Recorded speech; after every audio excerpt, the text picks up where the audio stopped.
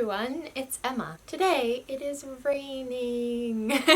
So I'm over here by the window so that you guys can see the rain. Although honestly, it's possible it stopped raining already because that's kind of how these rainstorms have been going this summer. So recently I reread the first Harry Potter book. It was so much fun to reread. It was so nostalgic. If you want to see me talking about it, I did vlog during Booktubeathon week when I was reading it, so you can hear more of my thoughts there. I noticed that I often get this comment that is something along the lines of, "I can't believe that you're not a Hufflepuff." And I've even had friends say that to me when they first meet me or they first find out what my Hogwarts house is. If you didn't know, I am a Slytherin. Gasps.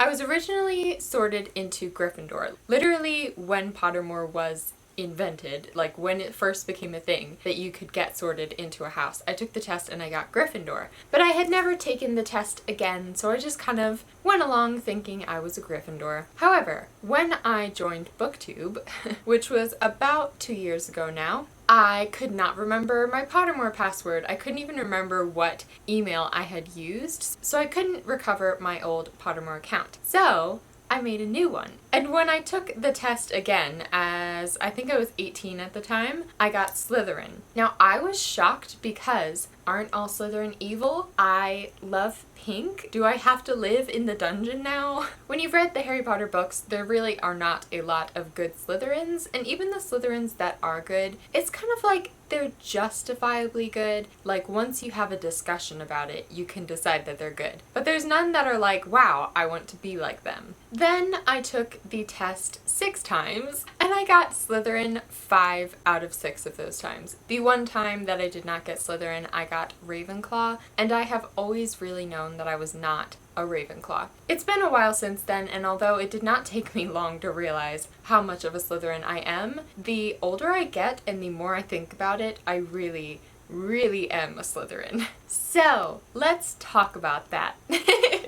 First of all, let's talk about the traits of a Slytherin. What is it that makes you a Slytherin? Because obviously, we don't actually live in the Harry Potter wizarding world. Unfortunately, I have not actually attended Hogwarts, so there's no magical hat telling me that I'm a Slytherin. So the traits of a Slytherin are ambitious, cunning, determined, and achievement-oriented. They're often really strong leaders. They are very competitive and have a highly developed sense of self-preservation. In other words, they will consider all possible outcomes before jumping into something. They are not the people who will just rush into things without thinking it through and thinking out the best way to move forward. These qualities, in and of themselves, are not bad. Like, ambition is a good quality. I think most people would agree that ambition is a good quality. Being driven makes you a hard worker, which means that you can accomplish great things. I think Slytherins tend to go bad a lot of the time because they are often prideful, but if you take away that negative kind of pride and just have a healthy level of self-esteem, a lot of the other traits of being a Slytherin are actually really positive things. I read this article, which I will link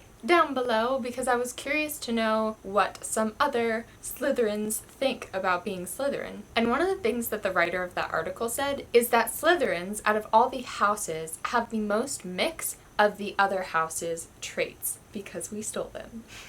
Slytherins are hardworking like Hufflepuffs, they are shrewd like Ravenclaws, and they are rebellious like Gryffindors. So that's what Slytherins are like in general. How am I like this, you might ask? I'm not sure if you all pick up on this, but I am a very driven person.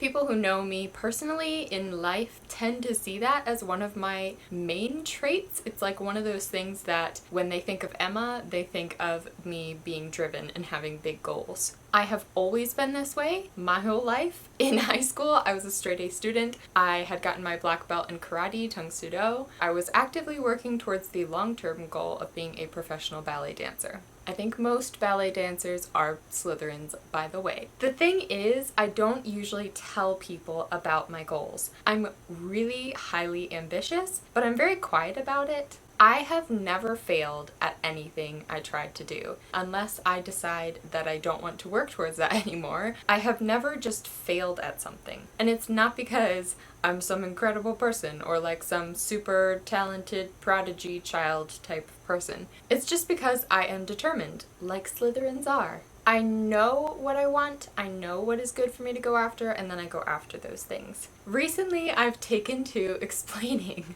why I'm a Slytherin or how I'm a Slytherin by the Enneagram test. I will link some stuff down below because I'm not really going to talk about the Enneagram much in this video. It is basically a personality test that you can take where you get sorted, so to speak, into numbers 1 through 9. So I am an Enneagram type 1. So the type 1 is the reformer or the perfectionist. They are principled, self-controlled, and purposeful. And their key motivation is that they want to be right, to strive to higher things, and to improve everything. To be beyond criticism so that they cannot be condemned by anyone else. Slytherins, like type 1s, are people who achieve things. They have a clear view of their goals and they get those goals. I think good Slytherins, like the good Slytherin that we never really got to see in the Harry Potter books, I think those are the people who will never give up on something. When they get knocked down, they'll get back up, they'll keep trying, they will tirelessly work for the things that they want.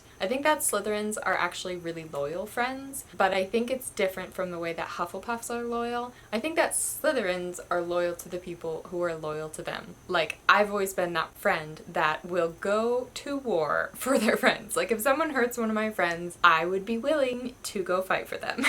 However, I'm not the kind of person who will hang on to someone who treats me badly. And I think that is a very Slytherin thing. To be loyal to the people who are loyal to you and to not really care about the others. Slytherins are leaders, and I think this is one of the things that sometimes I'm like, I'm not sure if I'm like that. Because I'm not that friend who wants to be in charge in the friend group. Like, if I'm hanging out with a bunch of friends, I don't necessarily want to be the one calling the shots or making the plans, although I often end up functioning in that role anyways. However, I'm really not a follower. I have never experienced like the turmoil of peer pressure. I'm not discounting peer pressure, I know that it's a real thing, but for my personality type, I know so clearly what is good for me that I just don't care to do something that someone else thinks is good for me. And I think that's kind of part of like the Slytherin rebellious nature. Obviously, I would totally sacrifice for my friends, and I don't mind doing things that I'm not interested in if one of my friends or my loved ones is interested in it. However, if we're talking about like following the crowd as far as like creative pursuits or following the pressure of like what the general public is doing, I just don't have as much of a hard time saying no to that and following my own pursuits and my own dreams instead. Another part of the whole Slytherin house, this part I kind of try to hide, is the competitive side. I am a highly competitive person, but I don't really give into that. It's like I'm so competitive that I have the capacity to be a really sore loser. And I just don't want to do that. So I am a highly competitive person, but you won't see me like getting upset if I don't win at air hockey or whatever. I definitely would have been on the Slytherin Quidditch team and I would have crushed those Gryffindors. So anyways, even though my aesthetic is often bright colors and I love pink and I love yellow and I love happy things and I am a happy person, I'm very much a Slytherin and I will always wish that Draco Malfoy got the redemption arc that he deserved.